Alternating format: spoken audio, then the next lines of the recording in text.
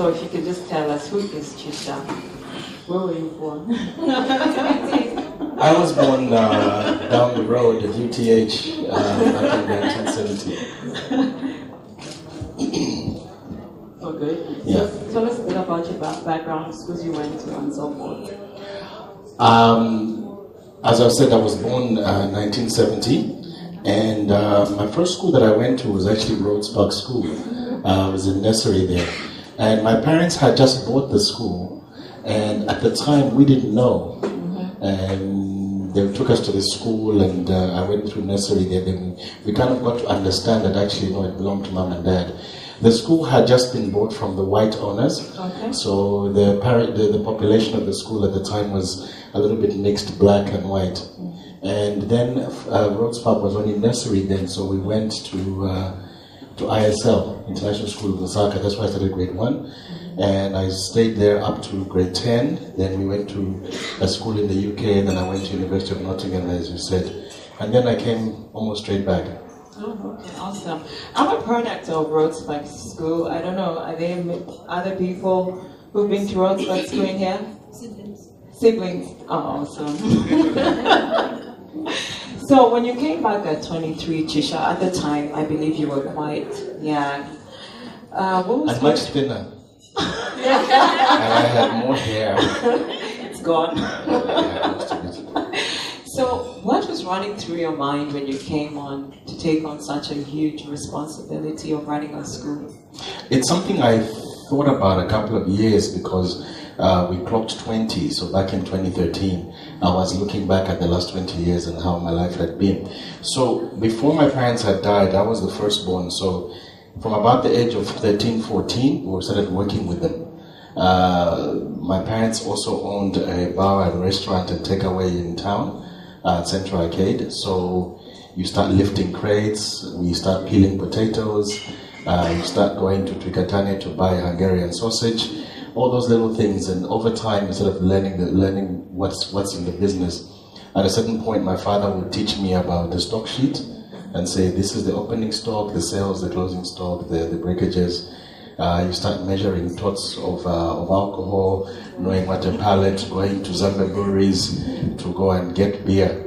This was in the late 80s, so beer, Zambian breweries had reached a stage of very difficult production, so getting even a pallet of beer was quite difficult, so we used to have different ways and means. Then later on, when I would come home from the UK once a year, then I would work with them at the school. I remember one time when I finished my O-levels, and they gave me a class to teach at the school. And there were all these little babies, and I really didn't stay there for more than 2 days. Then I went back into the office, and I think teaching is something that should be done by teachers themselves. But it gave me an understanding of what it is that's the school is about. So when you took on the responsibilities, could you just maybe share what you think has led to your success, coming from a time when you're just 23 years old? I think when my father first passed on when I was 20, we buried him on my 20th birthday. Oh. And then a couple of years later, Mom passed on, and I had finished my university degree, and we had I had been also working in the UK a little bit. I was working as a waiter in a restaurant, and we were living together as a family with my younger siblings. So we had a time to look after each other, so the responsibility was there. Mom passed, and I had to start looking after the businesses. So the first thing we had to do was to make a plan as to say, what are we actually going to do? And if you looked at the will said our businesses should go to our children. So we created a holding company called Carlton Group, that then I put all equal shares in the companies into that for each of the six siblings. Then you start looking at the Rhodes Park School itself. How is it? Where is it going? Looking at the strengths and weaknesses, and just basically making a plan and a vision as to how are we going to make this thing work, and what is it that we actually do here.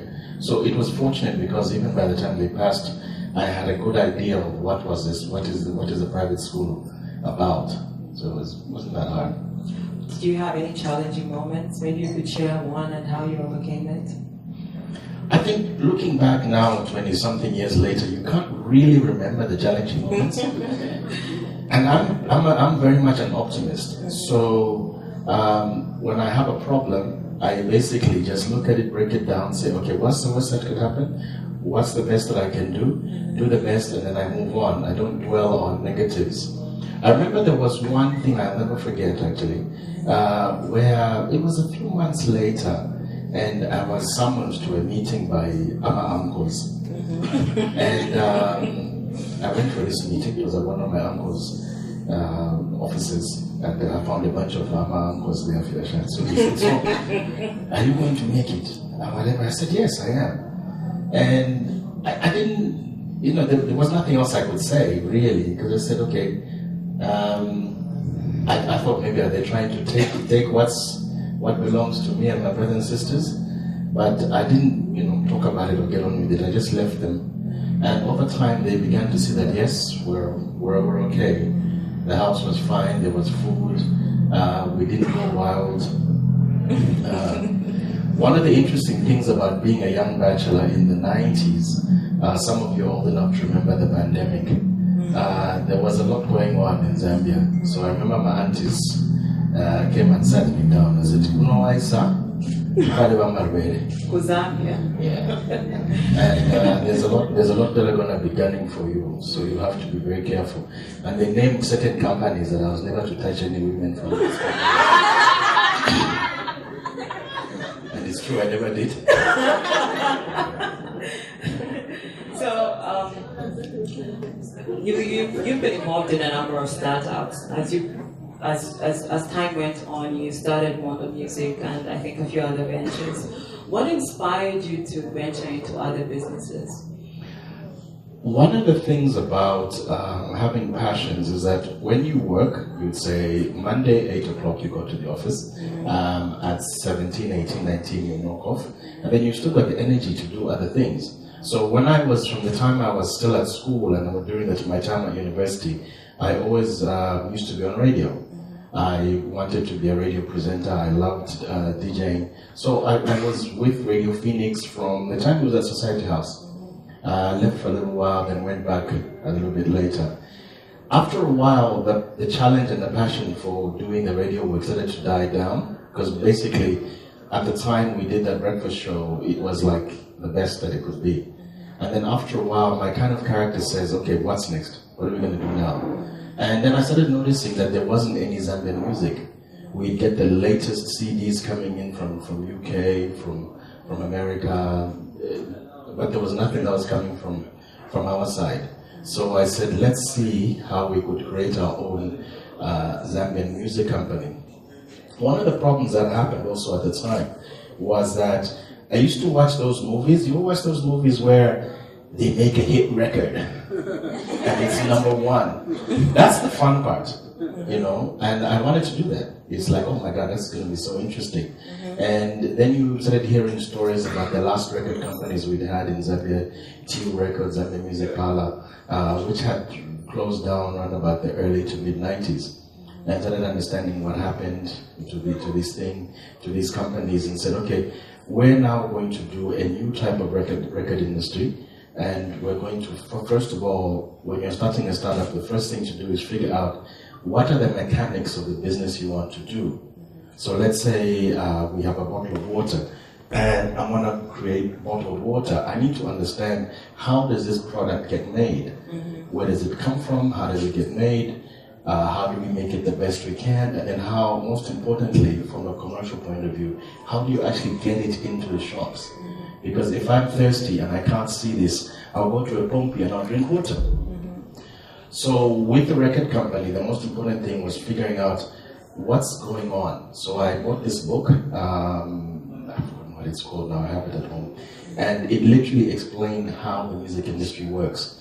From the creative process, you have an artist who has a song in his head, they go to a studio, from there the master, then you make CDs and cassettes, and then they need to be distributed. How are people paid, the royalties, How do you track sales? So for us, our attitude towards Mondo Music, and I was putting my team together, the first person that we hired, of course, was the record producer, a guy called Crisis, who then introduced me to Maize Chipenzi, who then introduced me to the late George Wango. And we were able to come up with a team that was making very, very good music. That was the side of the music industry that people saw. On the other side, we had another group of people at the offices. And there was an accountant, because you have to look after your money all the time. There was this very evil accountant who used to do what I wanted to do. And there was a very aggressive salesman who would get in our little Toyota Condo and drive all the way up and down the line of rail, all the way Kasama, wherever there was a ShopRite. Then we had a very sharp marketing lady in terms of Gotwani for most of the time. So we had to build a team on the other side as well. Rather than just making the music and whatever. People used to walk around and say, oh, that's Puff Zeddy, you know? Which I always took great offense to, because I'm like, no, I don't know Puff Daddy, you know, Puffy, Piddy, whatever his name is. Piddy. But I'm a businessman, so I wear a suit and tie. And what we're really interested in is if I go to ShopRite, how am I going to get ShopRite to sell my product? And at the time, there had been no, local music that was being sold. How am I going to get pep stores? How am I going to get game to sell our product? Because that's where it's really happening. How are we going to get into the markets? Make sure that if someone wants my music, then they can buy it, rather than just sort of saying, "Oh, I made a hit record," and then what? What's that for Sarah? Yeah. So looking at Rhodes Park School, looking at Mondo. What criteria did you use to build your teams? Was it family, or were you working for professional people from the time you took over the school? Well, going back to the time when we took over Rhodes Park, the first thing we realized at the time was that Mom and Dad had been a good team. My dad was a lawyer and a businessman, and Mom was a teacher. That's how they ended up buying the school. So when the two of them were alive together, they had this good dynamic going on where he took care of the business side and she took care of the academic side. The business side was things that he used to expose me to a lot, because obviously I wasn't a teacher, so I would spend more time with him in the office. So things like conditions of service, letters of appointment, the payroll, those are the business side of the business that needed to be taken care of. So during the time in between when Mom was alone, she hadn't had a person to help her with the business side. So the school was in a little bit of challenges here and there. So I realized that, okay, if I'm going to take over the role of my father in this, then I'll take care of the business. And then on the other side, I needed someone very strong to be to be on the academic side. So I asked around some of our uncles, and I said, look, we're looking for a person who's going to come and be our head teacher here at Rhodes Park, and we need someone who's dynamic and vibrant, hardworking, and everything. And we were lucky enough to find such a man.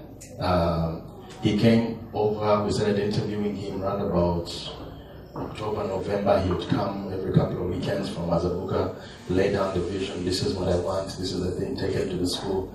And he had never been a head teacher before. And then he started with us, and he's left his family in Mazabuka, came with us. He actually stayed with us in our home, and every single day we'd work together. We'd say, what do we want? What kind of teaching? What kind of textbooks do we have? What kind of textbooks on the market?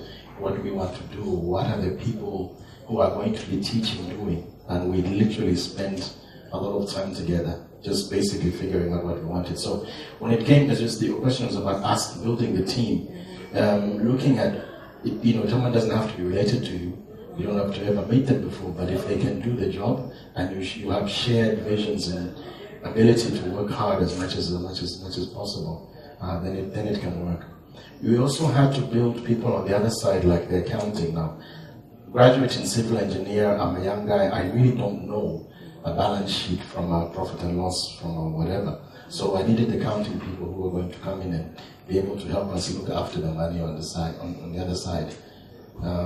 There wasn't a lot of mentoring.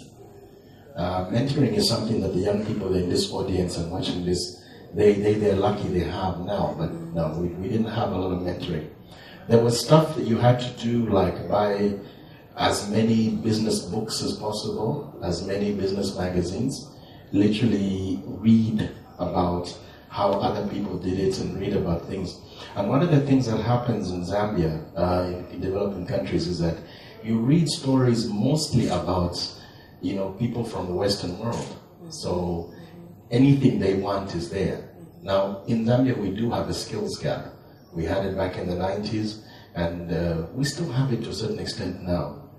So you are trying to bring the vision that you've seen someone do into reality on this side. And it's not always that easy, but it can be done.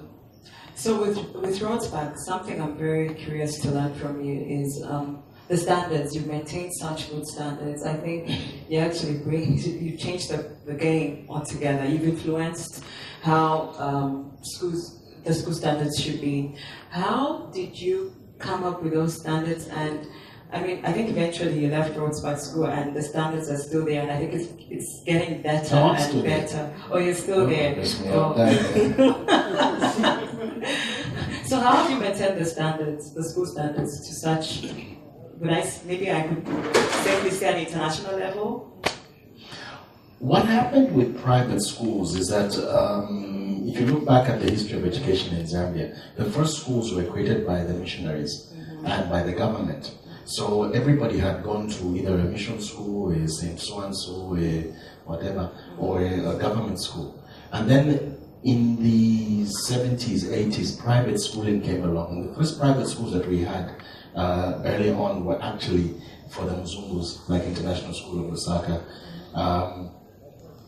And then most of the schools were being operated by ladies. And there was just a passion to teach, and that's all. A lady would have a house, like a big house like this, and maybe in one room she'd start teaching something, whatever it is, and the school happens to grow like that. It happened a lot. Most of the owners of the schools at that time were ladies, including my mom, who happened to have my dad to partner up with. So they were able to build the business side of that. When we looked at the standards of schooling, I think one of the things that I was fortunate about was that I had been to a very, very good school, both at ISL and at the school that I went to in the UK. So you just look at certain things and think, okay, how should this be done? Things like the basics of the school, that if someone comes to me, they bring their child, then we need to be able to teach that child what is in the syllabus or the curriculum or whatever, and also help them to grow and have other skills and exposure that they wouldn't have had. So you basically set your design and say, if my customer comes to me, pays me 5 kwacha, this is what he's going to get. You get feedback from your customers. Oh, we're happy with what you did, or we're not happy, try a little bit more of this, can't you do this? Oh, why don't you guys build this? There's not enough this. And you're always constantly listening, because if you think you know it all, basically you don't know anything. Your customer is king. You're the one who's bringing money into the business. The other thing that was important in terms of how we looked at operating the private school was to actually always say, this is a school, it's a social enterprise. People come to learn, but it's also a business. So you'd have issues where people would expect you to do X, Y, and Z that they would have maybe gotten from a missionary school or something, but they're like, look, whatever we get here, we have to pay for. We have an expression which says, you eat what you kill. So if we need to put up a building, whatever it is, there's no place where we're getting a grant or a loan, or someone just leaves a couple of million by the gate and we find it in the morning. There's nothing like that. We literally have to earn the money to build it, to renovate it, to do everything. We have to go to the bank, borrow the money. So Chisha, you're an engineer. Then you start running a school. You move to modern music. Tell us about Laurence Folotiya. What happened was that with modern music, it was exciting and it was great, and it was a great passion that I had to do music. But at the end of the day, whatever we do, we're also in business. So you have to balance. If you're not making the money, then I found over the 7, 8, 9 years that I ran modern music, I lost a lot of money. Sometimes we'd have good money. We had great hit albums like JK's first album, Black Muntu's first album, Chatel's first album, with the Danny Akumbuyo, with the Wema Kofi, Nathan Yorenda, you know, great hit albums, and the money will just be flowing. We just, you know, we find you pay off the thing. But we realized at a certain point that the music industry is like farming, and you have cycles. So hit album, then the next 2 are not. The next hit, the next 3 are not. The next hit, the next 3 are not. I googled it, I figured out what's going on, and I found that the music industry actually has a success of 1 in 12. So we were happy that we were doing 1 in 5, but still, even the numbers just couldn't work. The other major challenge that we faced was piracy. So here it is. We create a music industry, get Zambians to love their own music. Everybody has a song from the Mondo music era that they remember, that they first sort of realized. We even brought back old music using the, you know, releasing albums like Sounds of Zambia and stuff, bringing back the old stuff. Then you reach a stage where, okay, now the public wants it. And then they're not loyal to you. If they can get it from a guy in the street who's selling something, so people started making the stuff, pirate copies started coming out of Matero, coming out of Dar es Salaam. Then towards the end of the Mondo era, MP3s came along. And I remember there was that animal called Napster. And the music industry, even worldwide, didn't know what to do with it. They just didn't know that the days when to get if you remember, most of you, your parents would have records, those big things like this with a hole in the middle. They're back. Yeah, they say. If you wanted to listen to that music, you literally had to take that record and put it on a platter, that would spin, and you'd get the music out of it. That was the only way you could engage with that. Later on, you had cassettes, and people started doing tape to tape in many ways. And then came digital music. Once they made MP3s, they basically released the thing. And I realized at a certain point, because we're not going to win this battle. It's not going to happen.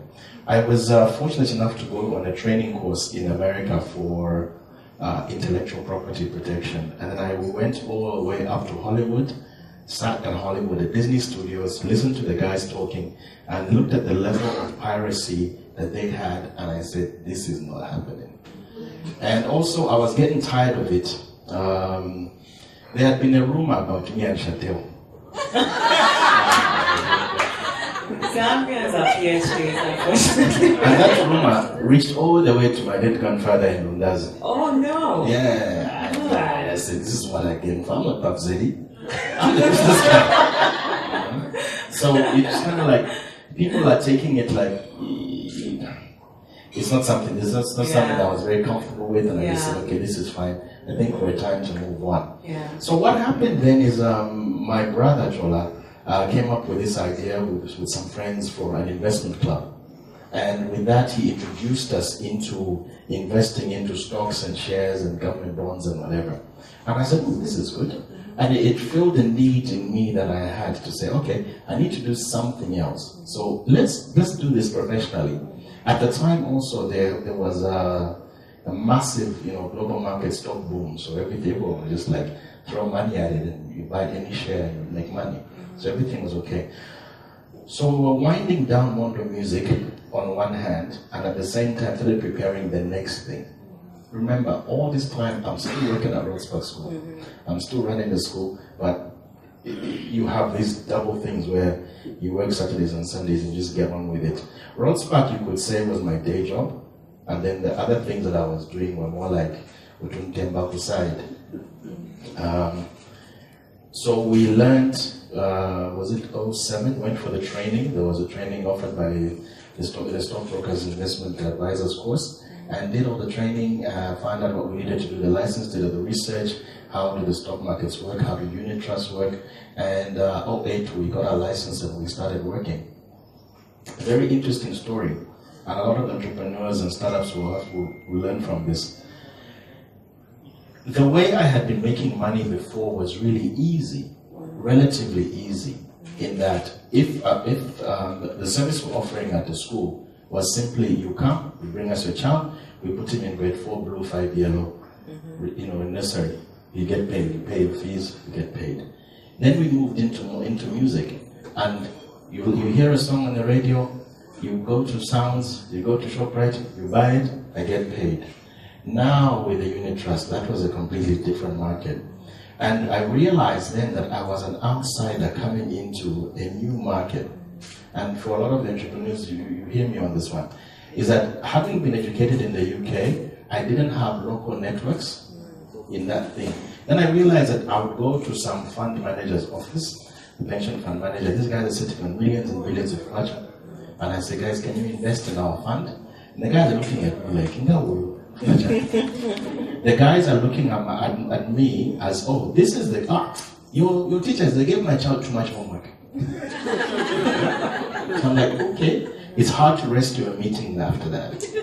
Because the guys thinking about, because my own division sana, so it's bitter. Then the other guy, you go into a meeting with this pension fund manager trying to represent, you've done your PowerPoint presentation, everything, and the guys go,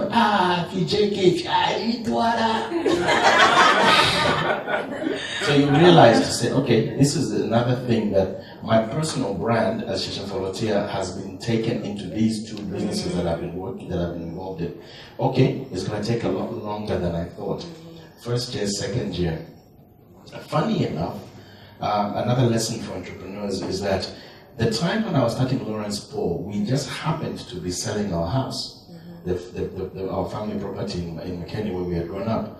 And it was near the mosque, and some Indian person, some Muslim person came and gave me a ridiculous amount of money. I didn't want to live in McKinney anymore, so I said, okay, let's move out. So, in terms of the money to invest into the business was there. Oh, we need to pay rent. Now from personal account, now from company account, we pay. Oh, we need to pay salaries, we need to do this, we need to do adverts, we need to do whatever it is. It was just there, it was just there. Then after a while you realize that, I've put more of my own money into this thing than I'm not, and the revenues are actually not moving. 2008, 2009, 2010. Every business, you have to give it a certain amount of time in which it starts to give you something back, and after that, you've got to say to it, okay, Wailasha. It can't work. But you're invested in the business. It's your brand. You've got employees. You've got rents. You've got a reputation, and it's hard to actually pull out. A lot of entrepreneurs have. When you listen to a lot of entrepreneur stories, this is the chapter they never put in the book. The one about the things that they failed in, And that's true. There's a lot to be learned from failure. So we looked at it and said, okay, what's the problem here? What's happening? There was a global economic downturn. We were a new player in a new market. Some of the guys that worked with us also maybe were not exactly what we would have had ideally. That's as best as we can say it.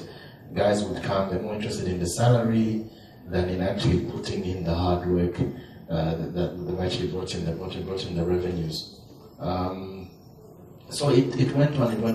Then by about 2011, 2012, I started now spending more time at the school because the school is my day job.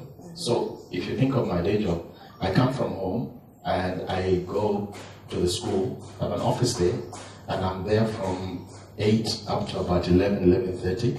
Then I go to town to where the office was, the Rhodes Park office was, and sometimes I have to come back for a meeting maybe 14:15, and then come back, go back to the school, come back to the thing, and you're knocking off at 19, 20, 21 hours, Saturday, Sunday, every single time. You're always working. And on one side, Laurence Park actually started to turn over and to sort of, take care of itself a little bit, but it could never give us back the 1-point-something million that we actually put in there. So then at Rhodes Park, I started realizing that I was more comfortable, I was happier when I was there. And when you're an entrepreneur starting something, and you start realizing that you're not happy with something, your heart is not thinking, you get up in the morning like, then you realize, okay, it's time to leave this, and it's time to move on. So having wondered, I would say, a little bit, I then realized that more of my time was more needed at Rhodes Park, and it was like there was more potential for me to do that. And I think I had my time with other businesses, so I needed to come back to Rhodes Park. So we built a new early learning center, which was a great success. And then in 2013, we opened the next school, Woodford School in Kablonga. And I was really looking, I left Lawrence Boy in 2012, and I was looking for someone to take over it. I didn't want to sell it, but I said if I can have a management team in place, and everything. So the first year we had a management team. That didn't work out very well, and then finally I came across someone who was willing to take it on. The good thing is that with Lawrence Paul, he's actually, the guys who bought it have actually managed to take it to much higher levels. They were from the industry. They had been to the right schools, knew the right connections, so they were able to take a brand and they built it up. And Lawrence Paul is now like tripled in size from what I left in 2012, 2013. On our side, we've also said, okay, let's build more schools. And the company is called Rhodes Park Schools Limited. So there's Rhodes Park School itself, and then there's Woodford School, and now we're setting up another school. So at least things are working out and they're positive in that way. I hope you have a boarding school coming up somewhere. Yeah, we do. Oh, awesome. So 10 years from now, where do you see? I want to retire. Okay. You know, I'm now in my late 40s, heading towards 50. I started work very young at 23. Didn't have much of a youth, so I'm in a very good, stable home relationship with my wife. Kids are growing. You want to spend more time with them.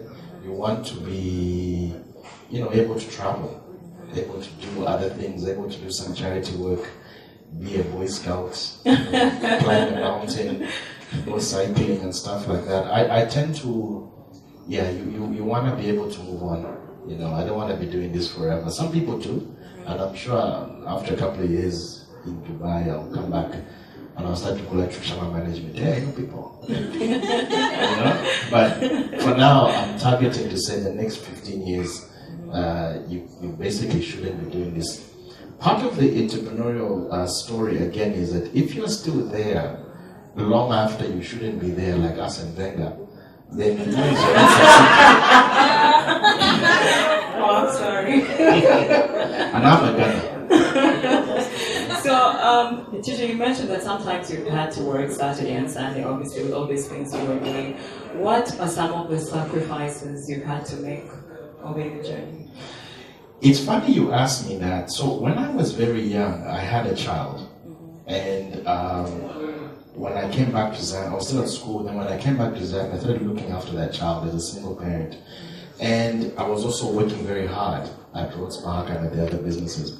And I realized when I had my second family, my wife and the 2 kids that we have now, that the amount of time and effort I'm able to put into them now, that really the sacrifice was how I raised the first group of children that I had. I also had my own child, and I had a lot of other cousins and nephews, my own other brothers and sisters, and I realized as a parent, I didn't have enough time and experience to do the best parenting that I could. You try and make up for it now or later, but you realize that, at a certain point, I would be much more comfortable being at the office than being at some parent-teacher meeting or some school play or stuff like that. I work every single day, literally. And you're proud of it, you're happy, and you're seeing the results, and people are living well. Oh, I want this, I want this. It's fun. But really, the most important thing is in terms of family. And I guess it's part of the story of a person's growth, that at a certain point, it's really important to achieve. And then later on, what's really, really important now is the family. How are they doing? What are they doing? Are you getting them ready for the next life? Because money is there. They can basically have anything they want, but what kind of people are they? What kind of parents will they be themselves? Yeah. So you've worked in, I don't know how many governments. I think from uni, MFD, up until to where we are today. What are your thoughts about the Zambian startup?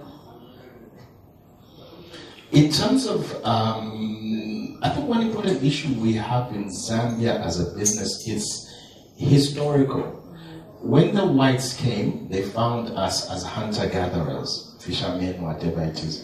Then they came with their capital, they set up businesses. The Indians came, they were traders, But when the blacks themselves started having their own businesses, and then we had this pseudo-socialist era of the government time, Zambian governments have never really been comfortable with a black Zambian entrepreneur and being able to help them and being able to work with them.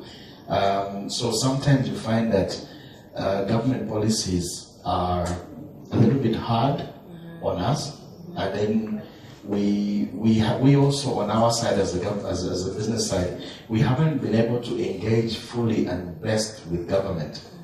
So if, for example, Ministry of Agriculture says ABCD, and you guys as a farming lobby know that this could not work, or why couldn't they try this way, we need to have very robust methods of engagement with them and to be able to tell them, what's the deal? In business, we create the economy. We provide services to the economy. So without us, people wouldn't drink water. People wouldn't drink, to have things that they need for their lives. We provide services. You have private hospitals, private schools. You have hairdressers. Without the private sector, everyone's hair would not look as good as it does tonight. Then we provide employment. We literally pay, thousands and thousands of kwacha to people who then go and pay other people and do other goods and services. We pay taxes, most importantly. So as a Zambian business fraternity, we also need to start being more proud of what we do and saying, you need us just as much as we need you. There was a great thing that the MMD government started in the early 90s under the late RDS Penza, where they said, we create an enabling environment so that businesses can flourish, and from that we will get paid. But somehow there seems to be that little bit of a mismatch where every once in a while you do these things for the country, and then the taxman comes and hits you. And it's hard sometimes. Our tax rates are very high, 37%. Bank loan rates are also in their 30s. So in order to succeed in business, it is quite a tough place to be. And, it's not about me. Yeah. So if you were in charge of promoting entrepreneurship in Zambia, what would you do? I think it's a difficult thing because there's so many types of businesses that people are involved in and want to get involved in. I'm sure even tonight, you've got people who want to do things that are new, bring in a new product or service that Zambia has never seen before. You've got people who want to do something that someone else is doing, but they want to do it better. So there's a lot of different ways. You've got people who are involved in farming, people who are involved in services, people are involved in processing, So it's difficult to say what one person would do.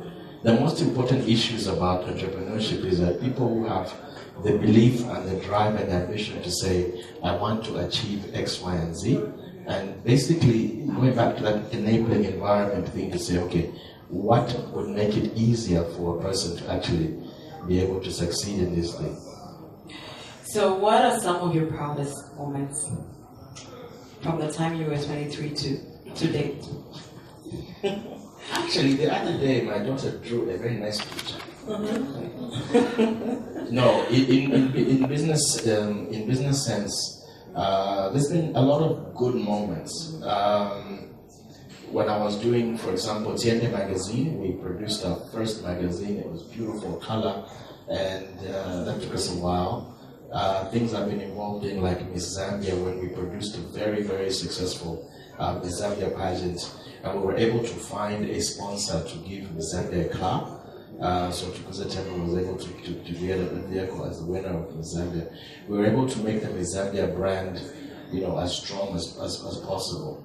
At Radio Phoenix, we also worked very well, and we were able to make Radio Phoenix the go-to station for news and entertainment. Modern music, we had many proud moments. I think one of the proudest was when you go to a wedding, and instead of listening, the lineup is coming in, and instead of playing the usual Roomba stuff, I say yes. That was great. I remember always remember a proud moment I had when JK's album has launched, and he had this big launch at Zibik. And the stage was there, and he came on stage in these two white suits. That was good. That was really, those were the moments we had with Mondo. Laurence Paul, we were also able to get more people into the idea of saving and investment, making something to do with. You know that if you want something that costs maybe, let's say, 20,000 kwacha. If you go to the bank and borrow, you're going to pay 30% interest, and you're going to make the bank rich. If you save 100, 200, so much per month, and get paid 6, 7, 8, 9, 10% interest, you're going to actually get what you want there. So it's a much better way to live, to actually save and wait for what you need, than to actually go ahead, and be borrowing all over the place. In terms of proud moments, at Rhodes Park School, there have been many proud moments. I've been there since 1993, now since like 24 years. So I've seen children graduate from Rhodes Park and go get married, but still they come and they bring us their own children. Okay. And then you see that child graduating from Rhodes Park, I'm like, that's cool.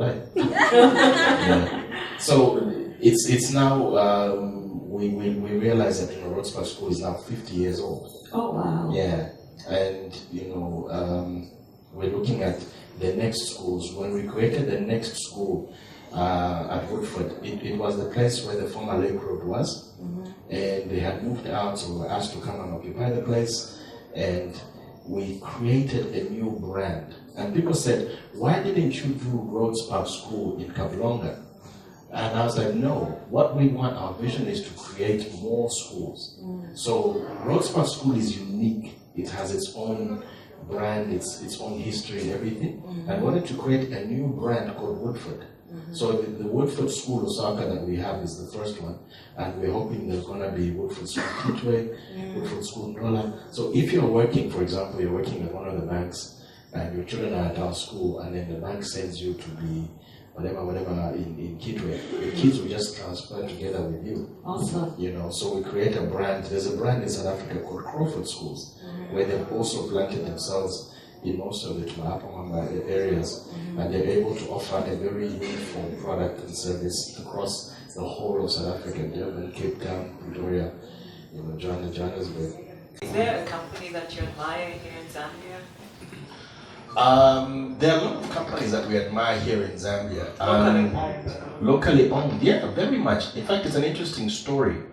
When I was doing Laurence Paul is involved in the capital market. So capital markets have got two sides. One is you have people who have a need of money and people who have an excess of money. That's a long way of saying it. You want investors, right? Shareholders into your company. When you go public and you go to the stock market, you're able to get those investors. And the stock market gives you a very structured way of doing that. And with Laurence Paul, I was exposed to that, and we were able to see companies that came from very little that became huge Zambian entities. Companies like, using the stock market, companies like Zambeef, Farmers House, Madison, and Investors Bank.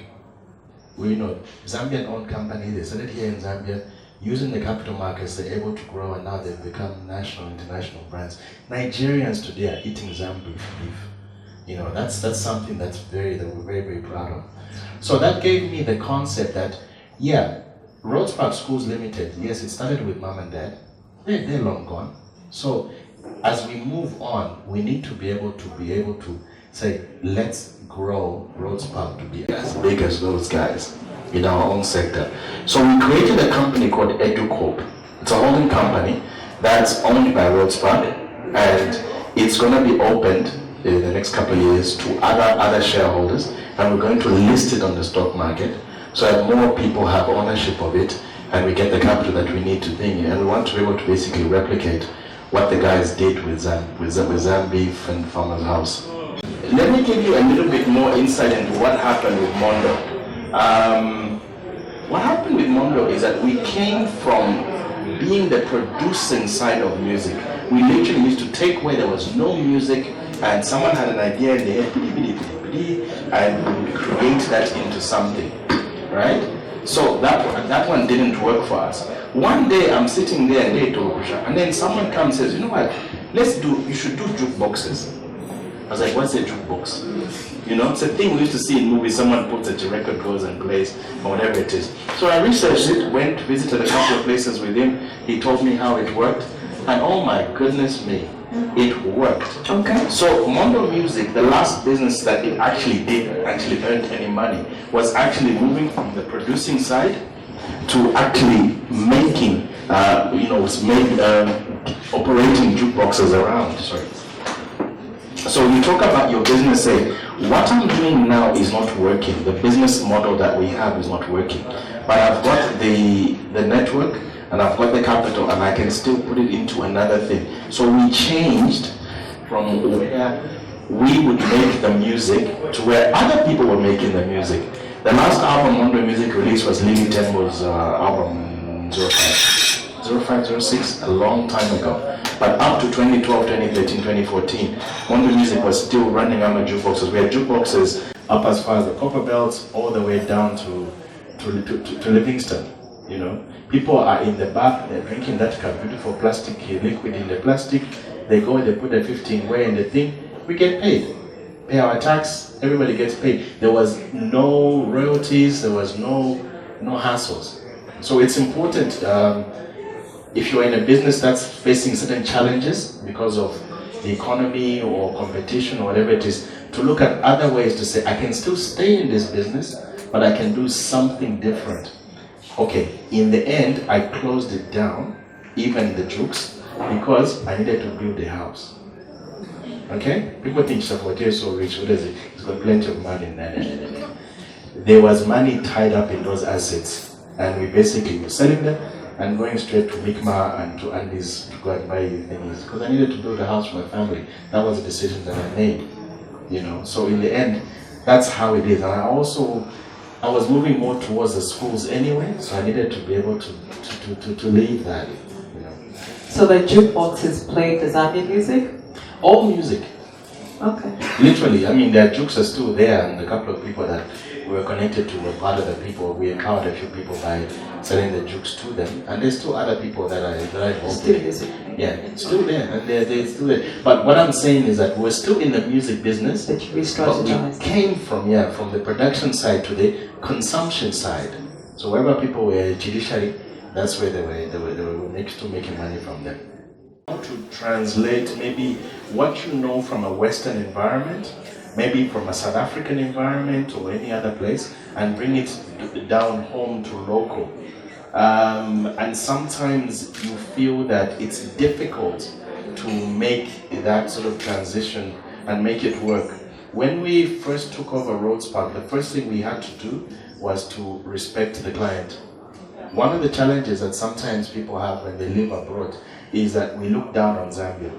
Zambia is a very funny country. When you fly in a plane from Johannesburg to Lusaka, from Nairobi to Lusaka, you will be, as Black Zambians, one of the only 10 or 15% of the passengers on there, right? The rest are investors coming to Zambia, coming to do whatever it is they're doing, you know? And it's quite incredible. When you come out of that thing and you go, there are those lines at Kenneth Kaunda Airport, where there's the visitors, diplomats, whatever, and then Zambians at the end. We're always the shortest line. So more and more people. So the question is, why are all these people coming to Zambia? And why are Zambians not really realizing and understanding that there's so much potential here?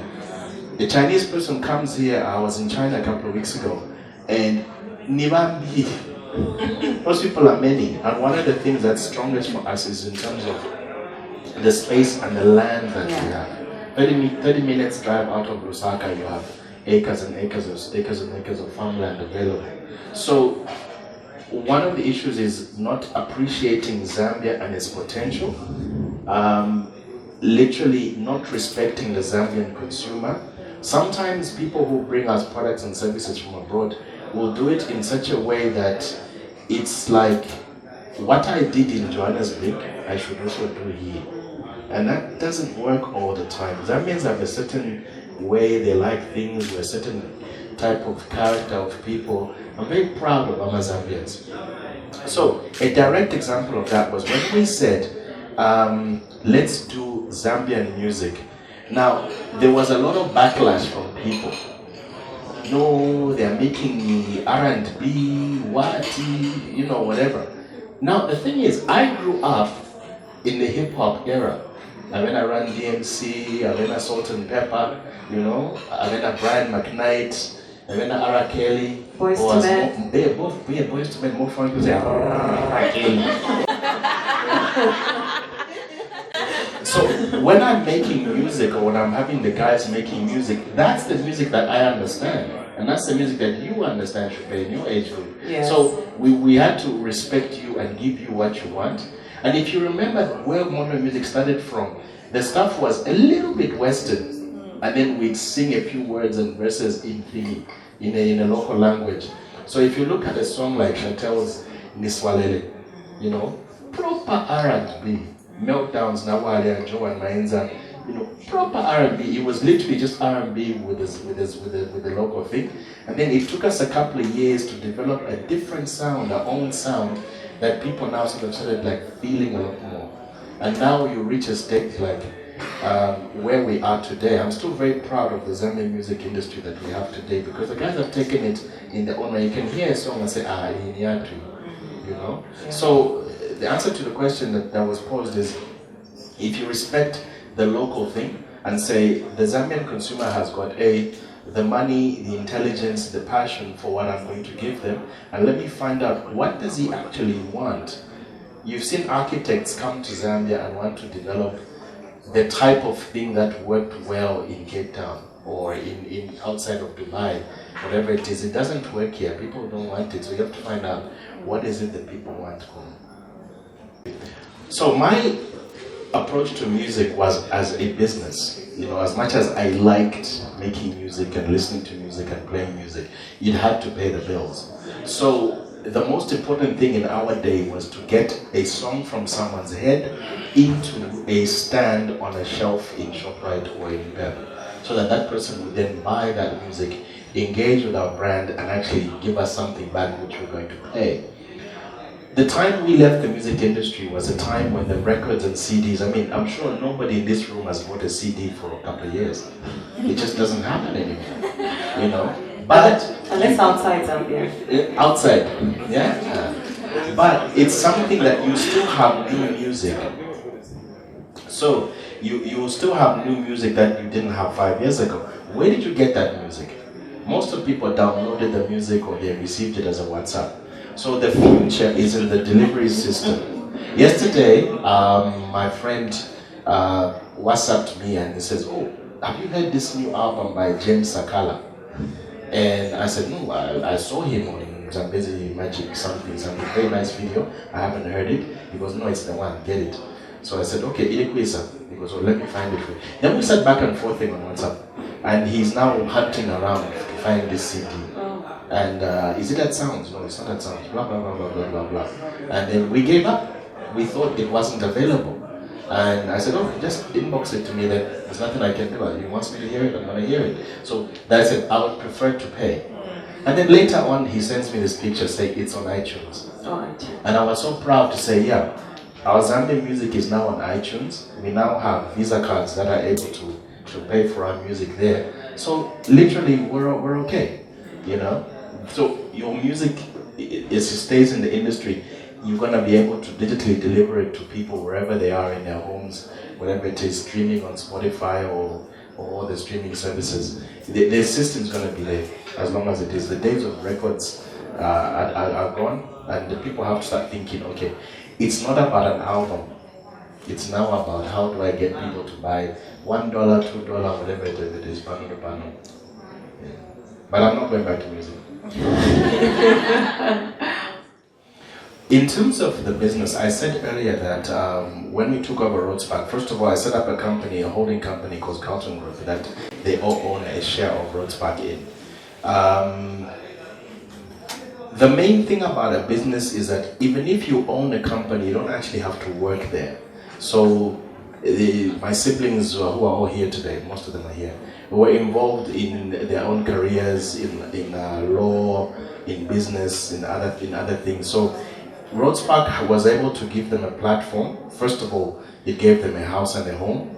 It gave them, when it came time, their own house and a home. And they didn't have to actually be there. We worked, several years ago, I worked with my young brother Chola at the shops that we had in town. And then he went off to university. He literally had to go and get a degree.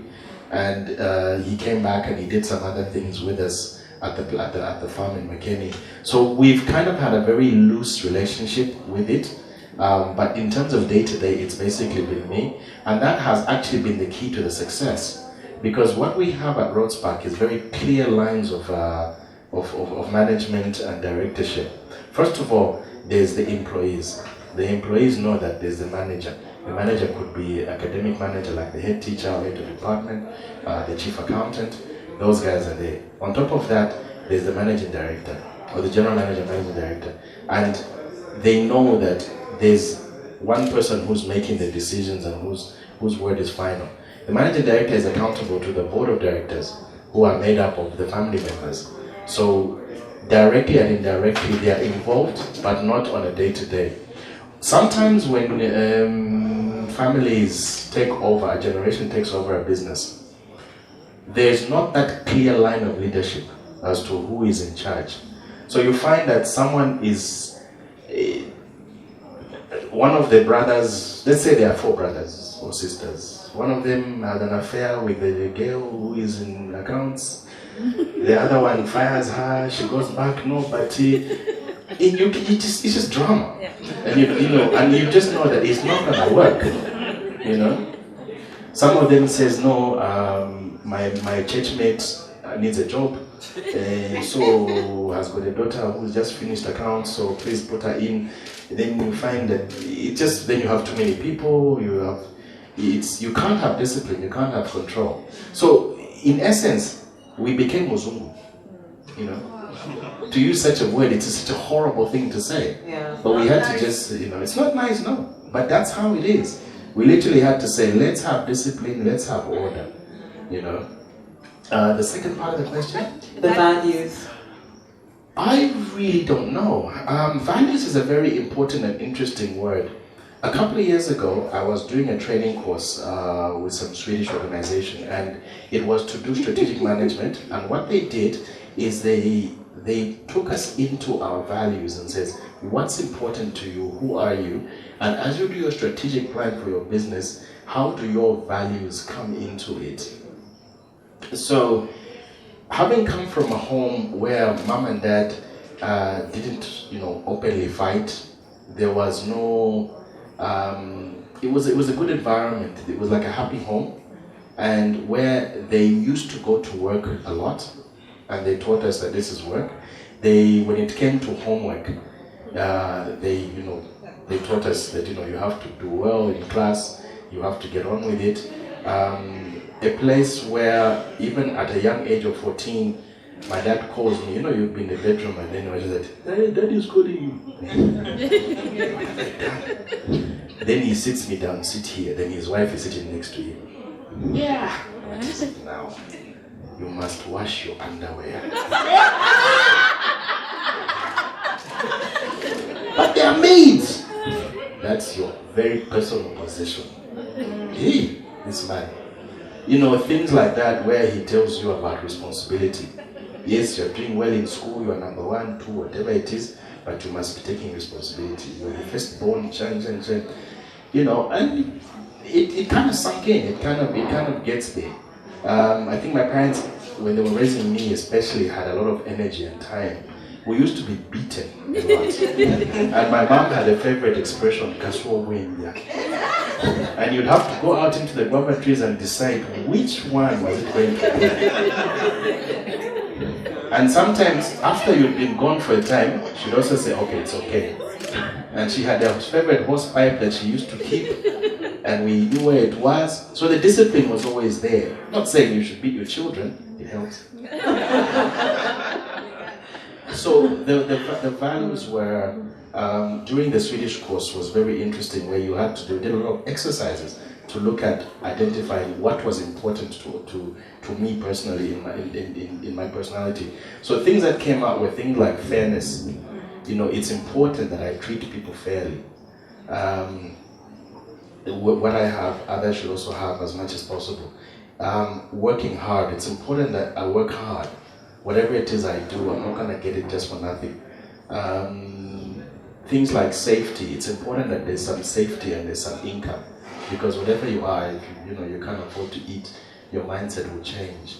So there were a lot of positive values, that were imparted in them that I've also tried to help my young brothers and sisters see.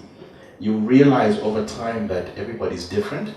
The firstborn and the lastborn are two. I can see the lastborn over there. So they're two different people. They were raised differently, and their world experience is totally different. So expecting everybody to be like you are.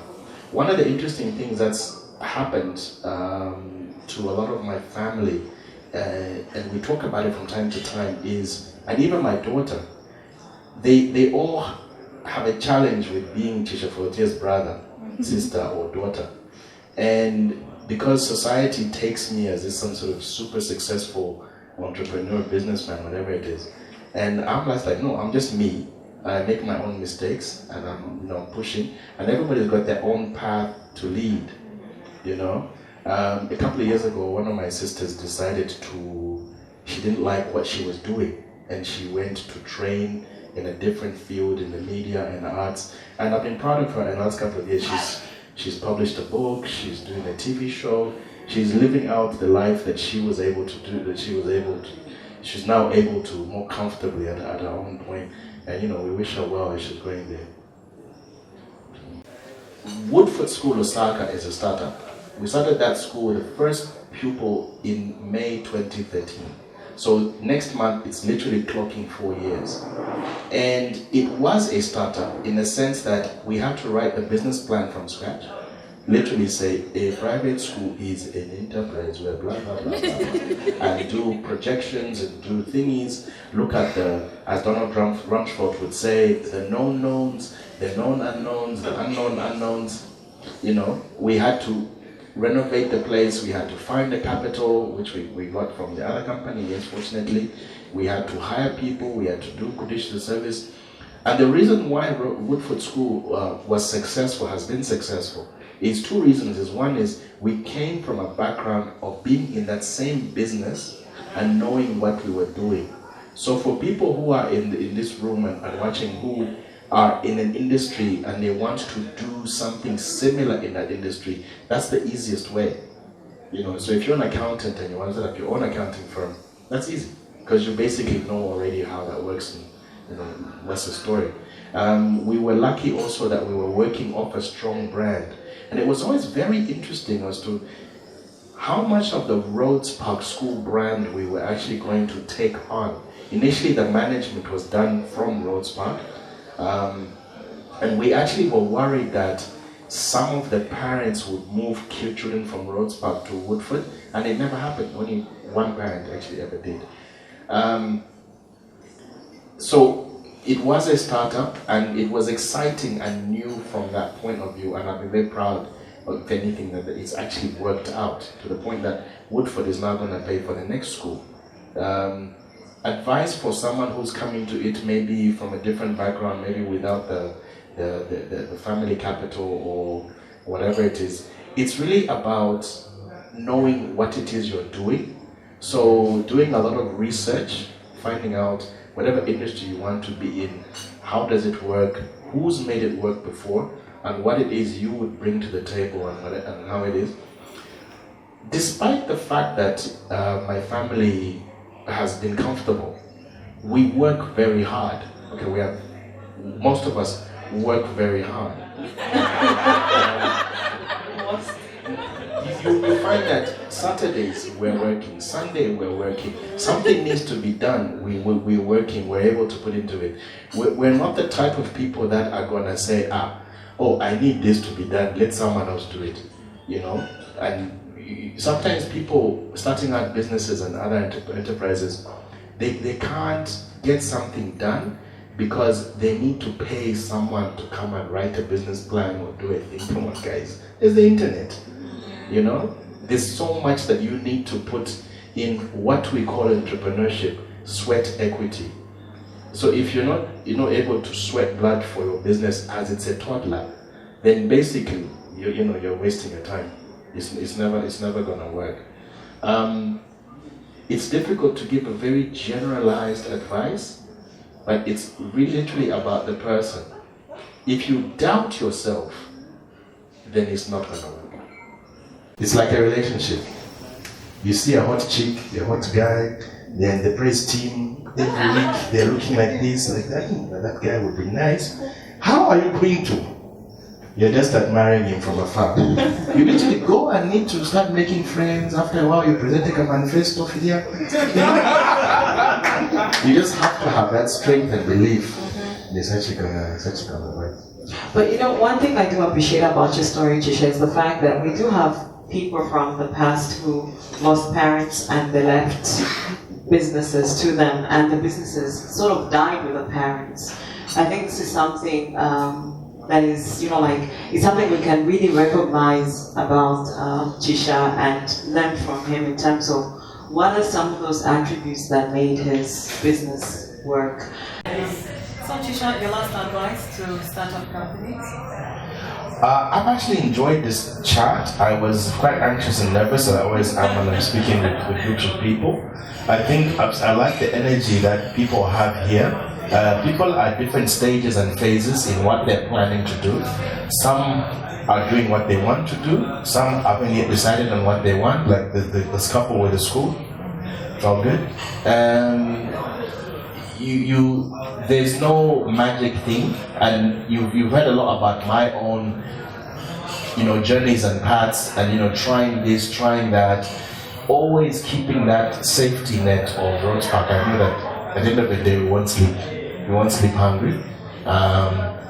I inherited something, sold it to invest in something that didn't work. There are a lot of lessons there in terms of capital. In terms of values, looking at your values, saying what do you want to do and who are you and what kind of organization do you want to be.